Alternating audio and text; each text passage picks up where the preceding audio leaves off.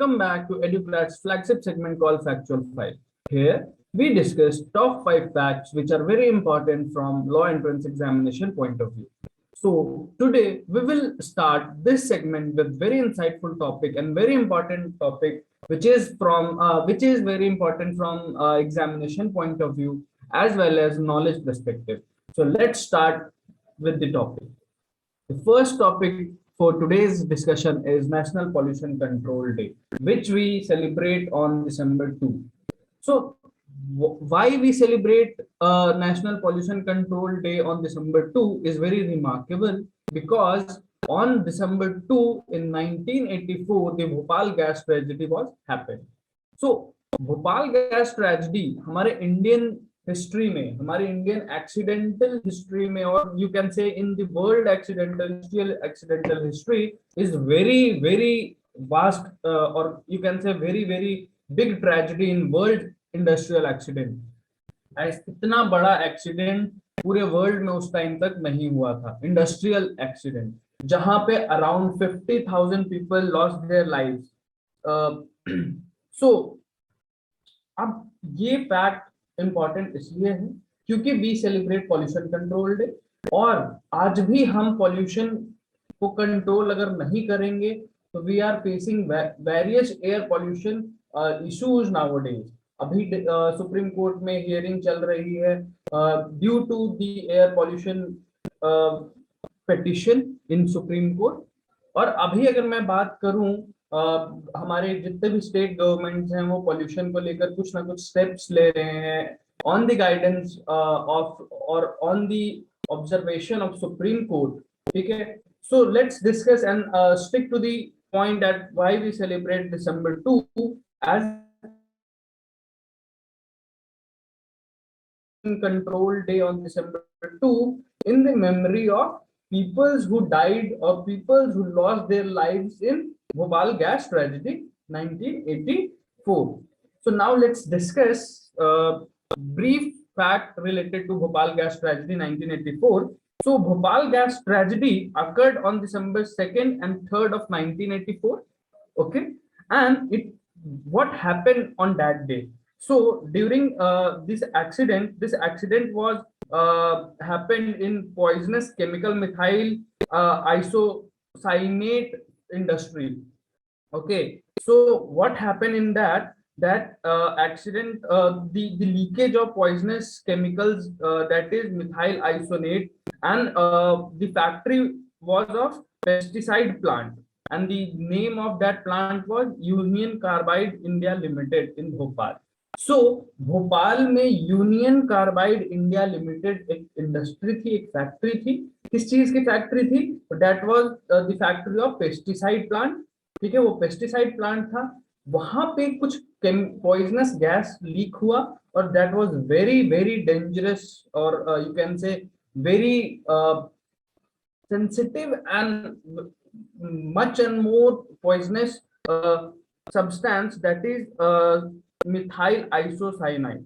ठीक है, so due to that initially government said that 2,259 people were died, but lastly जब पूरा count हुआ उसके बाद जब कंट्रोल में आया, गवर्नमेंट के कंट्रोल में जब ये एक्सीडेंट आया, तो गवर्नमेंट ने अनाउंस किया कि around 25,000 people were died in that industrial disaster.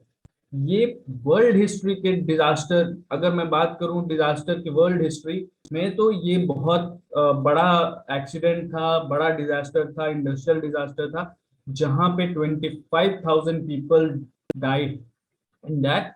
और नॉट ओनली दैट, अभी तक उसका इफेक्ट वहां के बच्चों में दिख रहा है. ड्यू टू दैट एक्सीडेंट अभी भी जो बच्चे पैदा हो रहे हैं उनको भी कुछ इश्यूज रहते हैं, जिसके कारण आज भी people of Bhopal are suffering with various breathing problems and all. ठीक है, so in today's theme of National Pollution Control Day 2021 was to create awareness about the importance of pollution control, and the second to educate people on how to prevent pollution. सो हम आज 2021 में, आज हम 2021 में आ गए हैं। 1984 से लेकर आज हम 2021 में आ गए हैं, और आज भी हम नेशनल पॉल्यूशन कंट्रोल डे को सेलिब्रेट कर रहे हैं।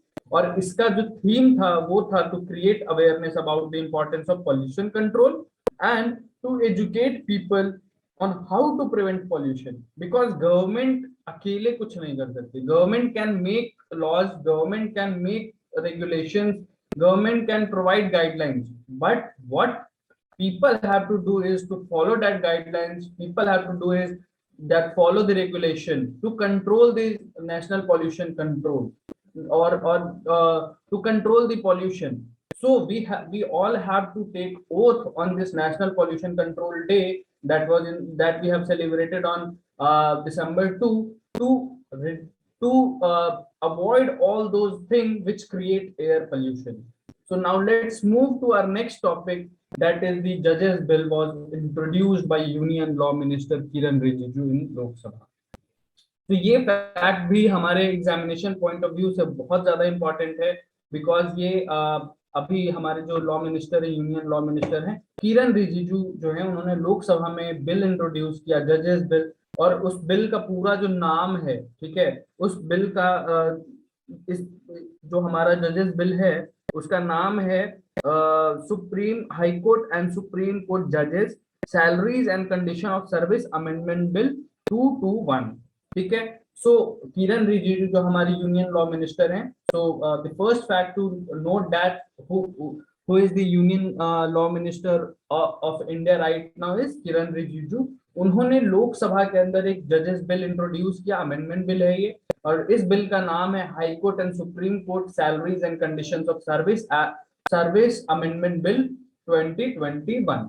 और ये किसके अंदर अमेंड कर रहे हैं? तो ये अमेंड कर रहे हैं high court and supreme court जजेस salaries and condition of service act. ठीक है। तो जो ये बिल था, इसका ऑब्जेक्टिव क्या है? जो बिल आ रहा है इसका ऑब्जेक्टिव की अगर मैं बात करूं, so this will entitle to an additional quantum of pension और family pension on attaining a certain age. जैसे ही हाई कोर्ट और सुप्रीम कोर्ट के जजेस एक सर्टेन एज को अटेन करेंगे, then they will be provided with certain an additional quantum of pension that will include family pension also. ठीक है। So Kiran Rijiju introduced this bill to amend High Court and Supreme Court Salaries and Condition of Service Act. ठीक है। इसके अंदर कुछ नए amendment किए जा रहे हैं इस एक्ट के अंदर, जिसके थ्रू ये लाया जा रहा है to certain kind of interpretation by any court or by any legislator to provide a certain kind of understanding that what is the intention of legislature of to introduce such content in this act. Previously जो हमारे जो salaries and condition of service act के अंदर जो भी था उसमें एक नया सेक्शन इंक्लूड किया जा रहा है अंडर सेक्शन 17B और सेक्शन 16B, जहां पे हम बात करेंगे, जहां पे यूनियन मिनिस्टर ने बात किया है to add certain kind of additional quantum of benefit और quantum of pension to retired जज। ठीक है। एक सर्टेन एज को अटेन करने के बाद उन जजेस को एक एडिशनल क्वांटम ऑफ पेंशन दिया जाएगा, which will also include family pension. ठीक है। So now let's move to next fact, that is father's responsibility of child continues till adulthood. Supreme court ने कहा है father's responsibility of child continues till adulthood. ये जो भी supreme court ने कहा है, ये सुप्रीम कोर्ट ने अपना एक पावर एक्सरसाइज किया under article 142 of Indian constitution, और उसको हम क्या कहते हैं? Plenary power. ठीक है। जब भी सुप्रीम कोर्ट को ऐसा लगता है कि कोई भी lower court, whether it is tribunal, whether it is high court, अगर उन्होंने कोई जजमेंट दिया है और वहां पे कुछ भी ऐसा है जिसके कारण जस्टिस सर्व नहीं हो रहा है या कुछ एडिशनल जस्टिस करने की जरूरत है, then supreme court intervene and in this matter also Supreme Court under Article 142 by exercising its plenary power ratio provided a ratio that father's responsibility of child continues till adulthood. इस case में क्या हुआ था, there was a dispute between husband and wife, there was a divorce decree awarded by the family court, जहाँ पे both husband and wife filed for the divorce, और यहाँ पे कोर्ट ने कहा कि ठीक है, husband and wife will separate out through divorce, but the father have responsibility of child. ठीक है, फादर की रिस्पॉन्सिबिलिटी है चाइल्ड की until and unless that child attain the adulthood. जब तक बच्चा बड़ा नहीं हो जाता, जब तक वो एडल्ट वाले एज में नहीं आ जाता है, तब तक ये फादर की रिस्पॉन्सिबिलिटी होगी to support and to provide certain kind of standard of living what father is living. So जो स्टैंडर्ड ऑफ लिविंग फादर अभी जी रहा है, वो स्टैंडर्ड ऑफ लिविंग चाइल्ड भी जिएगा, और child should live that standard of living until and unless adulthood attain नहीं करता है. ये फादर की रिस्पॉन्सिबिलिटी होगी, नो मैटर व्हाट हस्बैंड और वाइफ के बीच में क्या है. Now let's discuss the next fact, that is Magdalena Andersson, leader of center-left Social Democratic Party, became the first female prime minister of Sweden. So this is also very good news that Magdalena Andersson, leader of the left Social Democratic Party, became the first female prime minister of Sweden. तो इस fact की अगर मैं बात करूं, तो इस fact में अभी कुछ दिन पहले ही क्या हुआ था कि स्वीडन की जो फर्स्ट फीमेल प्राइम मिनिस्टर थी, अभी रेजिग्नेशन दिया था उन्होंने. ठीक है, उसके बाद फिर जो पीएम थे वहां के, उन्होंने रेजिग्नेशन दिया. उसके बाद मार्गडेलना एंडरसन गवर्नमेंट थी पहले, और कोलिजन के कारण ये गवर्नमेंट गिर गई थी. ये कोलिजन गवर्नमेंट ने जो भी उनकी जो दूसरी पार्टीज थी, उन्होंने अपने सपोर्ट वापस ले लिया था, जिसके कारण इनकी सरकार गिर गई थी. नाउ अगेन टिल सितंबर, जब तक नया इलेक्शन नहीं हो जाता है स्वीडन में, तब तक Margareta Andersson will be serving as prime minister of Sweden. So Magdalena Andersson is the first female prime minister of Sweden. So now let's discuss the last fact of the day, that is World Athletics Awards Anju Bobby George as Women of the Year. So World Athletics Award. So World Athletics Award का एक session चल रहा था, जिसमें अंजू बॉबी जॉर्ज को award दिया गया है. क्या अवार्ड दिया गया है? Women of the year award. So इस फैक्ट के बारे में इम्पोर्टेंट क्या है? तो इस फैक्ट के बारे में इम्पोर्टेंट ये है कि अगर मैं बात करूं अंजू बॉबी जॉर्ज की, तो अंजू बॉबी जॉर्ज जो हैं वो स्प्रिंटर थे. ठीक है, वो भारत के लिए स्प्रिंट करते थे और भारत के लिए कई सारे मेडल्स भी लाए. बट आज उनको ये अवार्ड क्यों दिया जा रहा है? तो उनको आज ये अवार्ड दिया जा रहा है for her efforts in advancing the sport in India, as well as inspiring more women to follow in her footstep. So Bobby George जो हैं, उन्होंने उनको ये अवार्ड इसलिए दिया जा रहा है for her effort in advancing the sport in India, to encourage other women also in India. Women empowerment is very you can say very inspiring story. अभी आजकल जब भी women की बात होती है, उनके सपोर्ट की बात होती है या उनके encouragement की बात होती है, so that is very important for Indian perspective. ठीक है, कि हर एक क्षेत्र में आज women निखर कर आ रही हैं.